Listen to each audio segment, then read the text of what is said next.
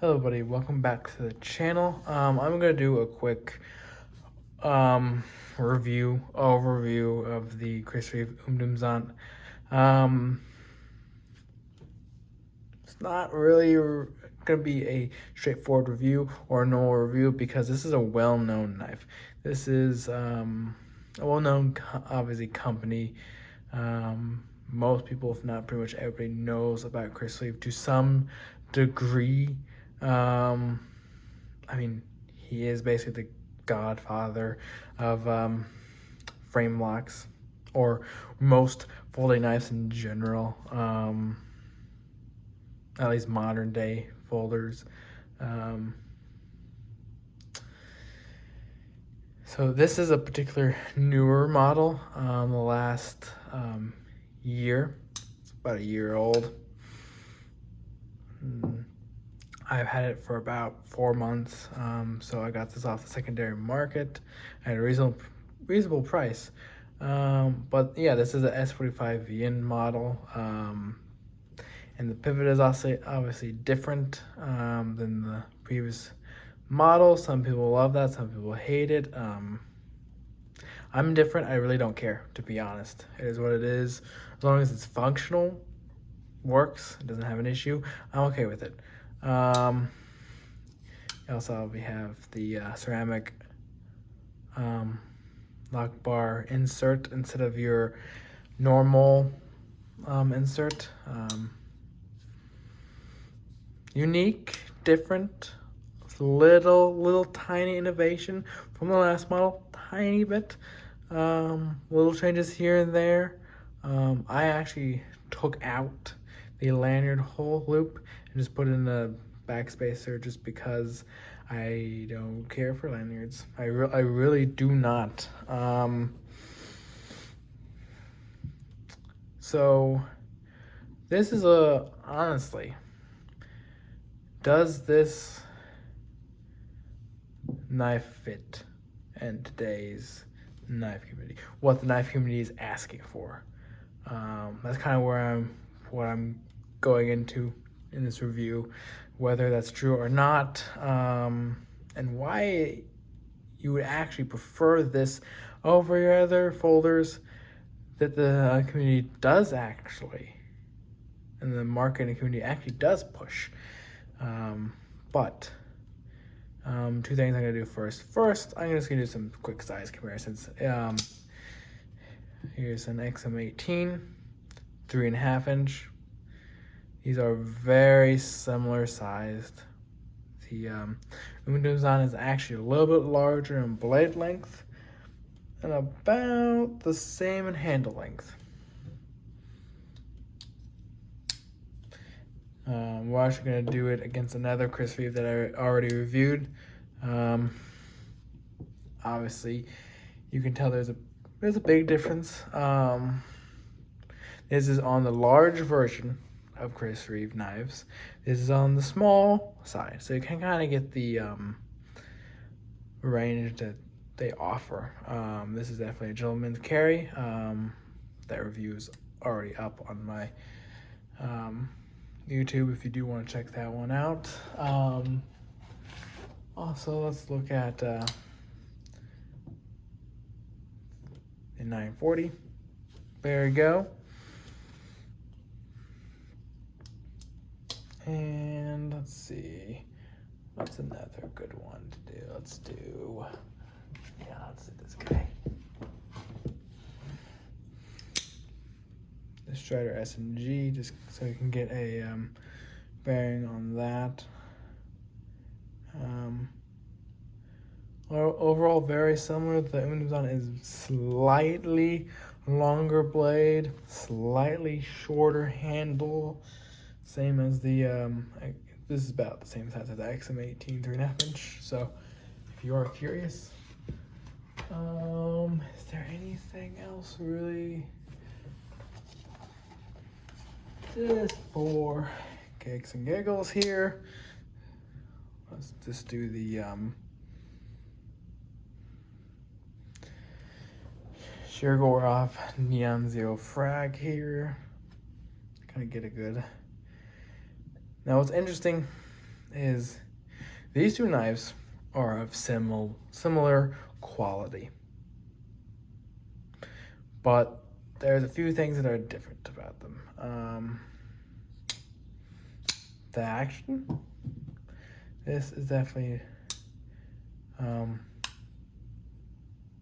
lot more slow. Yes, you can flick it out if you want to, or can. It does take a little bit of a push on the thumb. You can get it to come out, but this is definitely a hydraulic feeling knife. What does that mean? Basically, there's not any like actual resistance. Like, this is smooth, right? So this action here is a smooth opening, closing, no friction. But it's slow and controlled rather than this, which is fast and more of a drop shut. Some people love drop shut, some people hate drop shut, and some people like speedy. But weirdly enough, the Umnumzaan is bigger, but if you're around certain people that you don't know if they're scared of a knife or not, this is going to be a lot less frightening when you just open it nice and slow and then cut open whatever you need to. Whereas this is smaller and flies open super fast, like most people nowadays would like. I love this kind of action. But you know who doesn't like that action? That Karen, or that person that's scared of knives just because they're knives, I guess. I don't know what else to say to that. That's all I got. So this does not have a quote-unquote desirable action,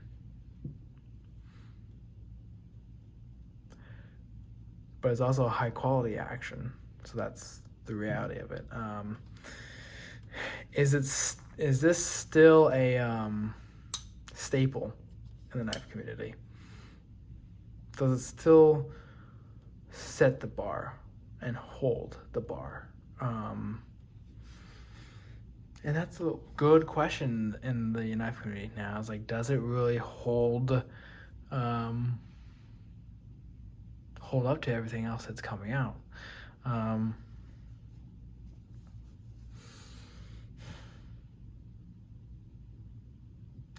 And that's where kind of like go back and forth is I think Chris Reeve set the bar and has kept the bar, and that's it.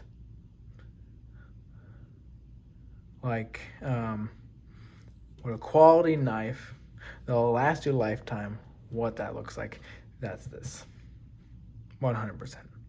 One that you can pass down, that you can abuse, use, not worry about, and know that you can pass it down to your kid, or it will survive whatever task you throw at it. Yeah, Umnumzaan right here. That's where I'm at with it, where it's not going above and beyond. It's not breaking new ground. It's not being innovative. It's but it's also not backsliding. If that makes sense. It's not getting worse over time. It's staying even. It's the bar that you can judge other knives on. Yes, these are around $400 to $500, depending on whether you buy it new or if you buy it in the secondary market, depending. But in that range of knives, in that price range, in the high quality knife and high-end knife market, this has set the bar and the standard. It has kept it, and that's where this sits. This is high quality, And if you go above that, above this quality, that's excellence. That's like top notch. You can't really complain about that. If you go below it, that and this price range, that's when you can get criticized. And that's where it's because there are flaws within your design or within design you set out to make perfect, but you missed or dropped the ball in some areas. This is what you can compare it to. Like if you take this and you compare the machine work, if you compare the actual precision and the perfection of the actual knife and the quality of it, you can judge other knives off this, okay? So like when we're talking about blade play, like zero blade play, if you're talking about actual smoothness of in the pivot, no grit and all that stuff, that's where you can judge other things off of this. If we're talking about clip, this is a well-designed clip. Do I think it's the best placement? That's debatable, and some people would say it's a good placement, some people would say it's not. I'm indifferent. I actually had this clip bend on me, but I was actually able to loosen this, move it over, bend it back, put it back, and we're all good. No issues. Some clips would have an issue with that. Like you would try to bend them back, they would break. Or when they bent in the first place, they would break. So even simple little things like that. And heat treat. Heat treat and the way they do their grinds also set a standard. Just the quality. I have not sharpened this since I got it. So this still has the quote-unquote factory edge on it, and we're about to show you if it's still sharp or not. I still use it at work and still haven't sharpened it since. This is what I had on hand. Quick, thin packing paper, but I mean, yeah, there's some hiccups in it, but S45VN, I don't know, you can look at when I got it, unboxing, you can go back to that, and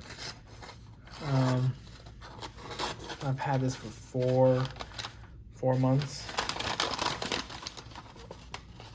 and we're talking like, yeah, you can tell like it does have issues here and there, but for not sharpening it, and I'm not really adding any, and this is awful wrinkly paper, by the way, to even try to cut test it.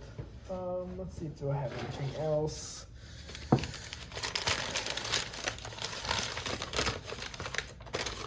have some more wrinkly just paper in general. Let's try to smooth this out here. But what I'm trying to get across is that I have not sharpened this, and it still cuts fine. Yeah, it has some hiccups like right there. The actual Tonto part of it, I would say definitely needs sharpened. Yeah, so, but at the end of the day, 4 months later, without having to without sharpening it, still having a workable edge, as you can tell here. Workable. Not, razor sharp or, super fantastic edge, but to still have that kind of edge 4 months later, beating the crap out of it out of work, shows that it has good heat treat. I mean, obviously S45VN has been shown to have good edge retention, good corrosion resistance, as you can see. Where you're most likely to see any corrosion is like around here. All right, I don't know what happened exactly there, but it stopped working. Anyways, where you're supposed to, where you're more likely to find corrosion is around here and on this side, where the meat up here, moisture is gonna get stuck there and there while you're either using it, Or on this one in particular is when you're going there, it's going to lock there, trapping moisture, and this has no corrosion. I've not cleaned it since I got it, 4 months. I know, like, in here you probably could see a bunch of dust, and who knows what, and probably really should clean it, but the action hasn't really changed ever since I got it. I've kept it clean around where it needs to be cleaned. I did take it apart, obviously, when I changed out of this, and there was no rust on the blade near the pivot, and that was not too long ago, either. But again, like I'm doing right now, you can kind of fidget with it here, but it's hard to get consistent flicks when not opening up, but you're not really supposed to be flicking it. Either way, at the end of the day, it does set the standard which all knives in this price range can be judged and held at this bar. That's where it stands. That's really where it stands. And so in this price range, if you were looking for a knife that you wanted to be able to know that can take abuse, that can also take constant use, or just look pretty and at the same time go to or be carried at any possible point or any event. Yes, you would carry this at work. You could carry this if you have a desk job. You could carry this if you work as a tradesman, which I do. I'm an electrician. It does perform in those scenarios. It also performs for many people that don't have those kind of jobs. You could take this. You could take it to a wedding, honestly. Especially if it was cleaner than mine. Mine is a little beat up, but like it looks nice, especially compared to some of the other bowlers out there that are clearly not really gentleman-like. But in this price range, this is a pretty all-around good knife that is a workhorse. Do I recommend it for everybody? No, because it just might not be in your price range, or there might be other things that you'd rather have in this price range, and that's understandable. But if you want a knife that is capable, looks good, and sets the bar, and has kept the bar set for, well, really ever since it came out. We're talking, let's see, believe 2008. I could be wrong. Don't quote me on that, please. But that's 14 years. Let me double check on that before I, say that's correct. Let me check to see, double check on that. I'm not the best on specific dates when it comes to that. But when did, let's see, yeah, okay, but 2008. So I was right on that one. I'm actually weirdly shocked. But I would say if we're talking knives that kept the bar and set the bar, yeah, this is one of those hard use knife that can be also put in other scenarios and do just fine at this price range. Hard to beat that. It really is. Obviously, you can get other ones that see that bar and go above it. We'll be talking about other brands and other makers like that later on some of the reviews I have coming. But this is definitely the bar that you can judge other knives on when it comes to high quality and high end. Does it have the action that is so sought after now? No. Does it need it? No. Does it still outperform other knives without that action in its price range? Yes. Will it continue for the next 20 years? Probably. I would probably say at least the next 10 years. Is it going to be a knife that I can pass on to my kids? Yeah. Anyways, that's really all I got. I'll see you guys in the next one. You guys have a great rest of your day. Oh, well, before I end the video, please also subscribe.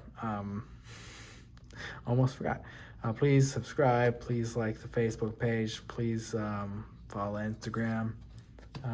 But yeah, until the next time, you guys have a great rest of your day.